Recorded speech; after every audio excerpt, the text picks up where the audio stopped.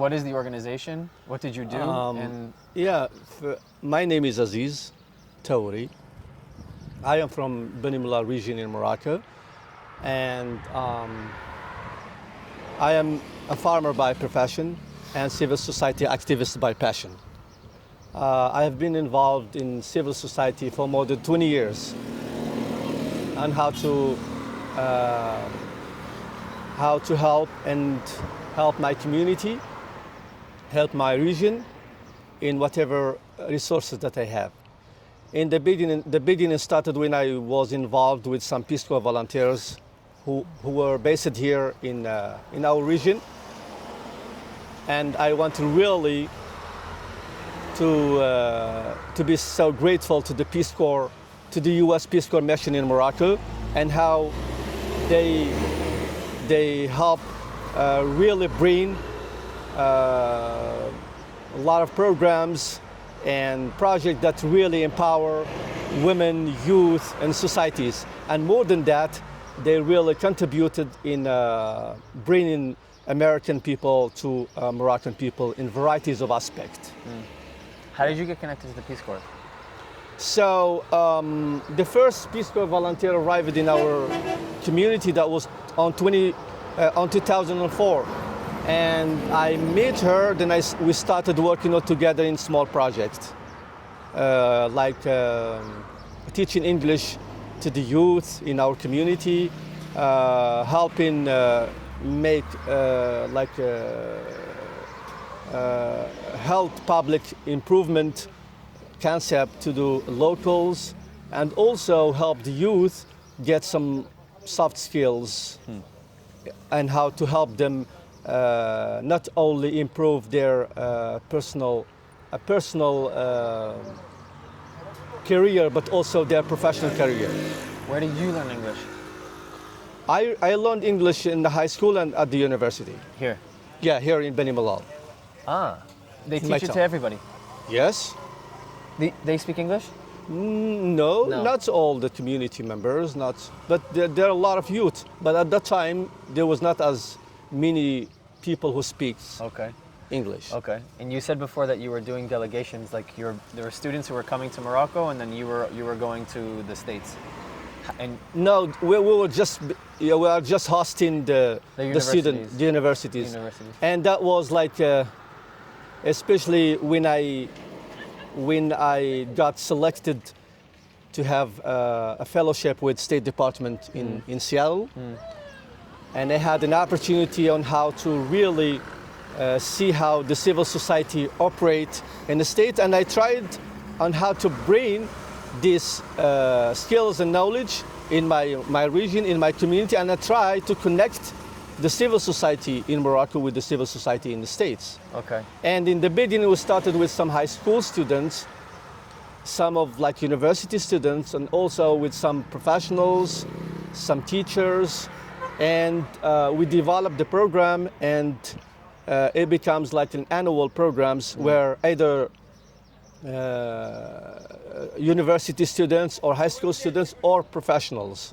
Last year, we brought some teachers from the state, from Oklahoma State, where they have a training where they conducted some training workshop in Beni Mellal region for 40 English teachers, Moroccan 40 English teachers here.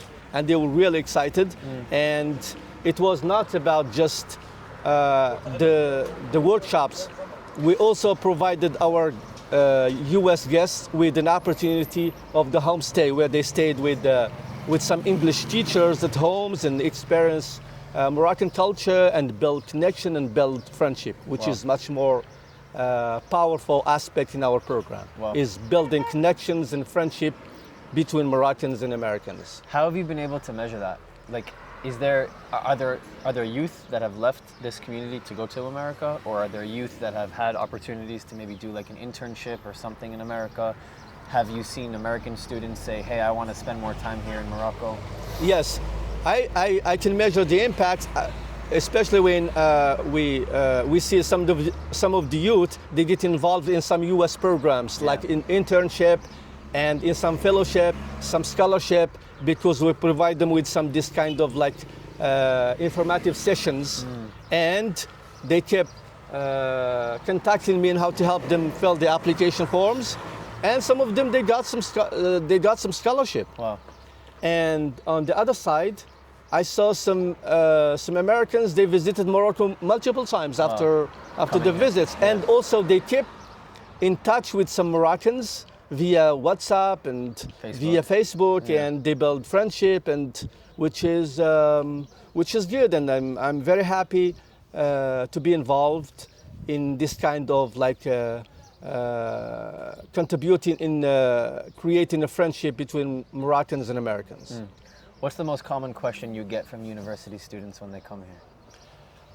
Yeah, that's a really good question. Yeah, I mean, they expect that Morocco is really is a part of Africa, is a part of like a tension that is in the Middle East, The jungle. the jungle, the camels. So when they come and see it snows in our area, they didn't believe that it snows. You get snow here? Yeah, it snows here in the In the mountains. winter? Wow. Yeah, so they see the varieties of Morocco, and we kept telling them that if you really want to see California in Africa, go to Morocco, because it's that's good. That's It's good. the same size. It's like a diversity of the culture of the And landscape, you get the snow. Yeah, that's and you funny. get the snow. So That's funny.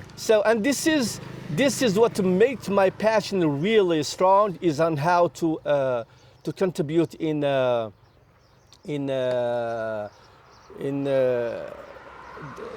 taking away the stereotypes Yeah.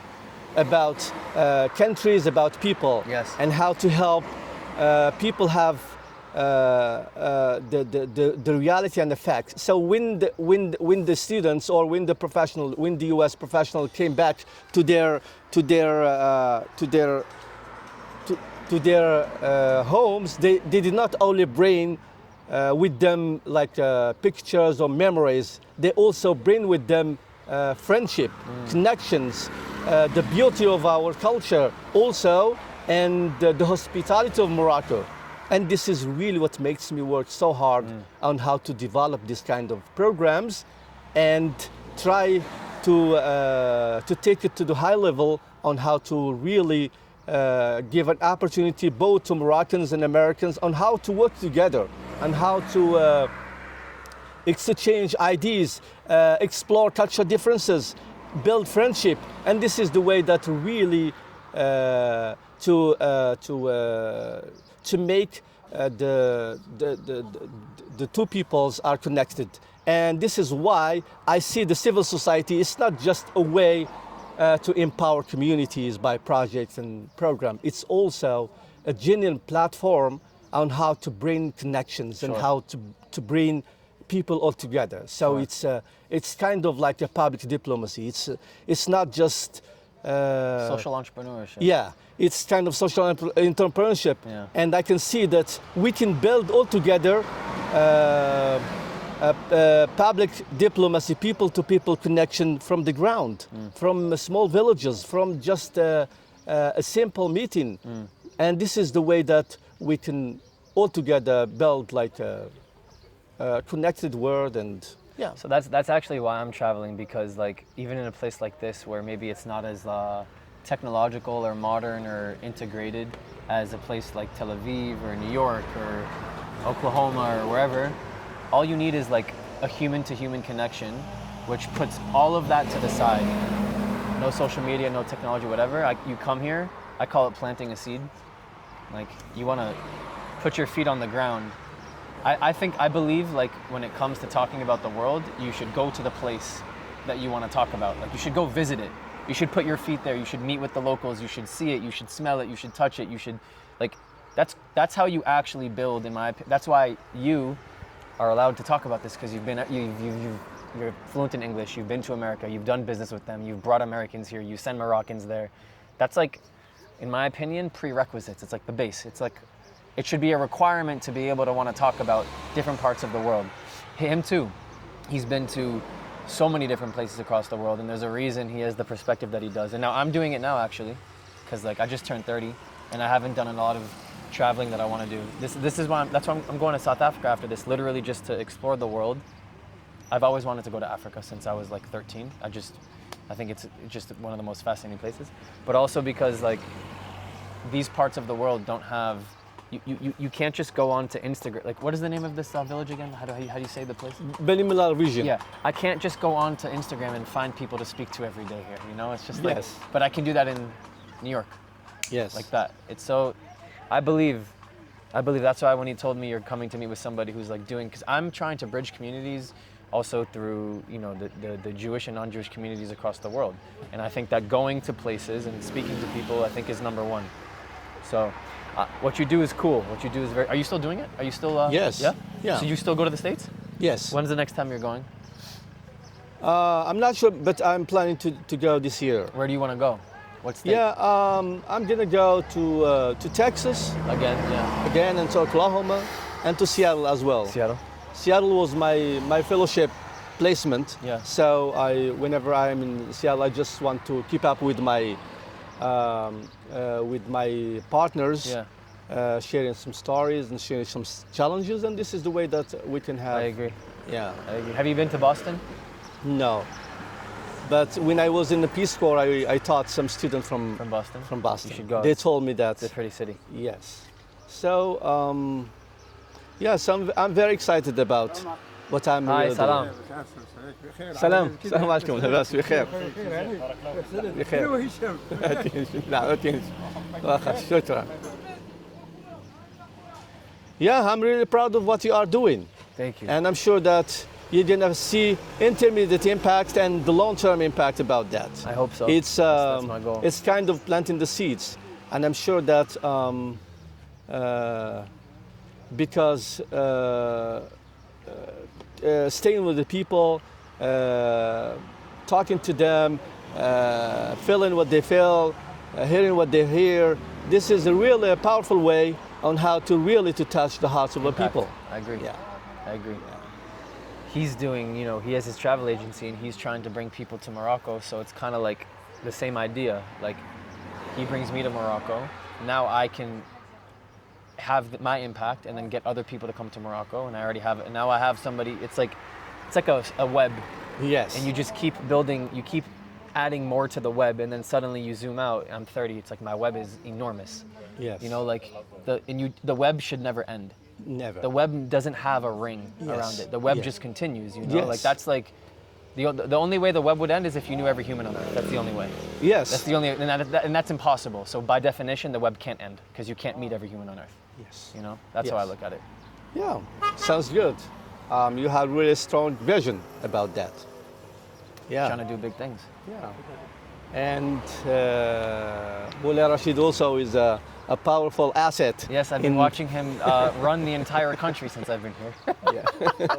The reason is I consult with Aziz for big decisions as well. So Oh, okay. I was in the U.S. lately, and he gave me the best recommendations and advices of like So he's like a mentor. stick to it, stick to it, talk about it as much as you can. See every opportunity as a priceless one that will benefit you and others. Yeah. And that's like you mentioned it. It's like throwing a little rock in the middle of a lake that it makes circles that you can't just imagine. Bingo. It just gives it bigger. Bingo. Ripple effect. Easy. Yeah, it's simple. Honestly, it's pretty simple if you have an exact idea of what you're trying to do. The work is hard because it takes time, but the concept is simple. You're just trying to do good. I still remember when I started with my first American partner. I never imagined that I'm gonna take all the way, and one day I'm gonna attend seminars and conferences in the States. I never imagined that. It was just small projects in a small community in the nowhere. So, and after 20 years, I was honored by.